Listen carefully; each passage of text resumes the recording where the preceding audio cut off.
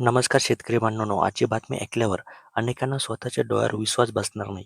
कारण गेल्या अनेक महिन्यांपासून रखडलेले पीक विम्याचे पैसे अखेर खात्यात जमा होण्याची ते सुरुवात झाल्याची मोठी बातमी या ठिकाणी समोर आलेली आहे. आता यामध्ये काही जिल्ह्यांमध्ये काल शेतकऱ्यांच्या खात्यावर 40,000 ते 50,000 अगदी 52,000 रुपयांपर्यंत रक्कम जमा झाल्याचा मेसेज इथे फिरू लागलेला आहे. आणि आता आणखीन 14 जिल्ह्यांमध्ये मोठी अपडेट या ठिकाणी आलेली आहे. ही शेतकरी बांधवांसाठी मोठी आनंदाची बातमी या ठिकाणी असणार आहे. कारण की अनेक शेतकरी बांधव हे जे आहे ना, हे आतुरतेने वाट बघत होते, की आपल्याला कधी पीक विम्याचे जे पैसे आहेत ते इथे जमा होणार आहे. तर सर्वात महत्त्वाचं म्हणजे सरकारकडून 32,000 कोटी रुपयांचं मोठं पॅकेज मंजूर झाल्याची चर्चा आहे आणि त्यामुळे लाखो शेतकऱ्यांना मोठा दिलासा इथे मिळू शकतो. बघा इथे सगळ्यात महत्त्वाची गोष्ट म्हणजे सरकारकडून आता जवळ-जवळ 32,000 कोटी रुपयांचं जे पॅकेज असतं ना, ते इथे मंजूर झाल्याची इथे चर्चा आता सुरू झालेली आहे आणि लाखो शेतकऱ्यांचा मोठा फायदा इथे होणार आहे. ऐन पेरणीच्या तोंडावर हा मोठा दिलासा इथे शेतकरी बांधवांना इथे भेटणार आहे. परंतु आता यामध्ये कोण पात्र आहे? कोणत्या जिल्ह्यांना इथे प्रथम प्राधान्य आहे आणि कोणत्या बँकेत पैसे येणार आणि शेतकरी अपात्र ठरू शकतो का? या सगळ्या गोष्टी आता आपण डिटेल्समध्ये या ठिकाणी बघणार आहोत. म्हणून तुम्हाला काय करायचं आहे, की हा व्हिडिओ शेवटपर्यंत नक्की बघायचा आहे. कारण की तुम्ही यामध्ये पात्र आहात का? आणि त्यानंतर कोणत्या जिल्ह्यांना इथे प्रथम प्राधान्य भेटणार आहे? कारण की याच्या ज्या याद्या आहे ना, या 3 याद्या तयार करण्यात आलेल्या आहे आणि जी प्रथम जी यादी आहे ना, ती पहिली यादी आपल्याकडे इथे आलेली आहे. त्यामुळे कोणत्या जिल्ह्यांना इथे प्राधान्य भेटणार आहे, ते सुद्धा इथे बघणे महत्त्वाचं ठरणार आहे. आणि त्यानंतर पैसे नेमके कोणत्या बँकेत येणार, SBIमध्ये येणार की HDFCमध्ये येणार की अन्य कोणत्या बँकेत येणार, ही सगळी माहिती आपण या व्हिडिओच्या माध्यमातून इथे पाहणार आहोत. आणि त्यानंतर कोणते शेतकरी बांधव इथे पात्र होणार आहे, ते सुद्धा इथे आपण बघणार आहोत. कोण अपात्र होणार आहे, या दोन्ही गोष्टी आपण या ठिकाणी बघणार आहोत. म्हणून आजचा हा व्हिडिओ आहे ना, हा खूप इम्पॉर्टंट असणार आहे. त्यामुळे व्हिडिओ शेवटपर्यंत नक्की बघायचा आहे. शेतकरी मित्रांनो, गेल्या काही वर्षांपासून अनेक शेतकरी पीक विम्याच्या प्रतीक्षेत होते.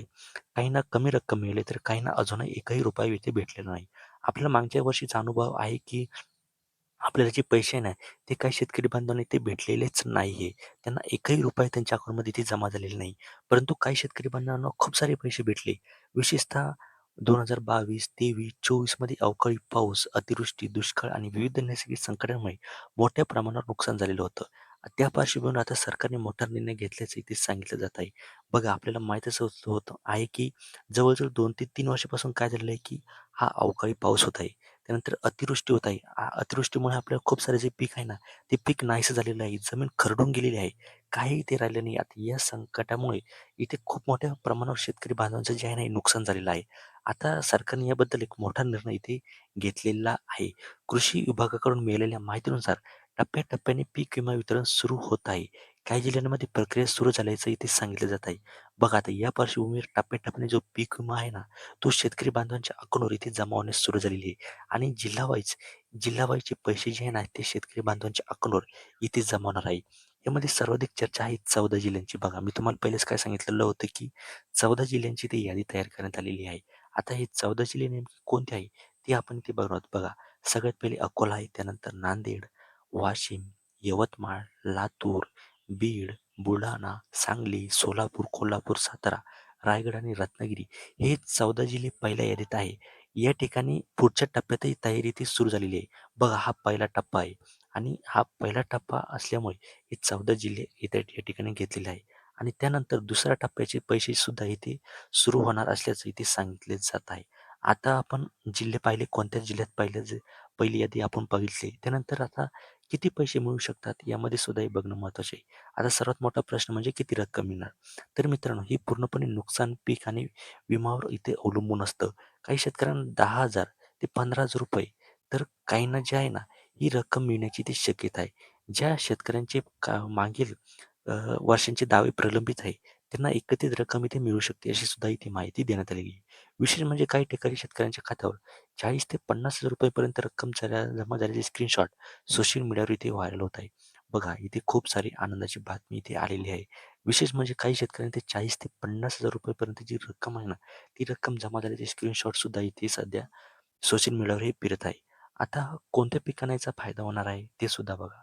अनेक शेतकऱ्यांना प्रश्न पडतो की कोणत्या पिकांना इथे लाभ भेटणार आहे.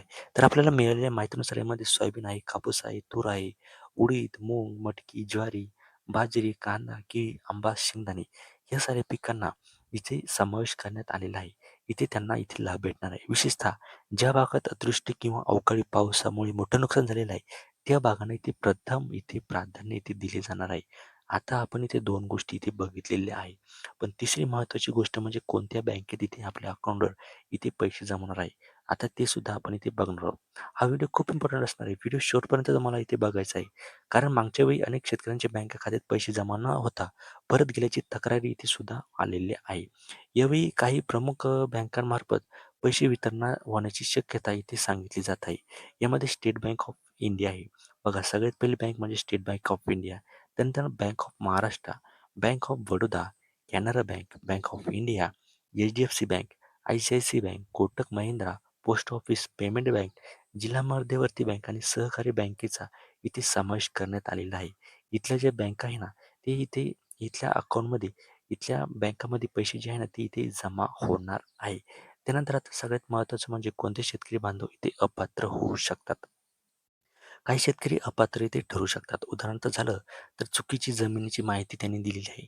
गायरान जमीन, त्यानंतर सरकारी जमीन दाखवून केलेला अर्ज, डुप्लिकेट अर्ज, कागदपत्र म्हणजे तफावत. हे जर तुम्ही केलेलं असेल तर तुम्हाला इथे तुम्ही अपात्र इथे होऊ शकता.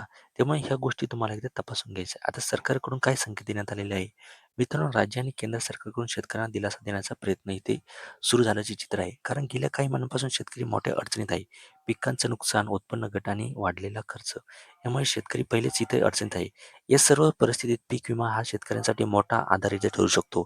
त्यामुळे आता अनेक शेतकरी खात्यात पैसे येण्याची जी आहे ना, इथे वाट बघत आहे. आता मला कमेंट करून नक्की सांगायचं की तुमच्या जिल्ह्यात पीक विमा आला का? जर आला असतील तर तुमचा जिल्हा, तालुका आणि किती रक्कम जमा झाली हे तुम्हाला नक्की सांगायचं आहे. आणि अशाच अपडेटसाठी चॅनलला सबस्क्राईब आणि फॉलो नक्की करायचं आहे. तर चला भेटूया का पुढच्या नव्या व्हिडिओमध्ये. तोपर्यंत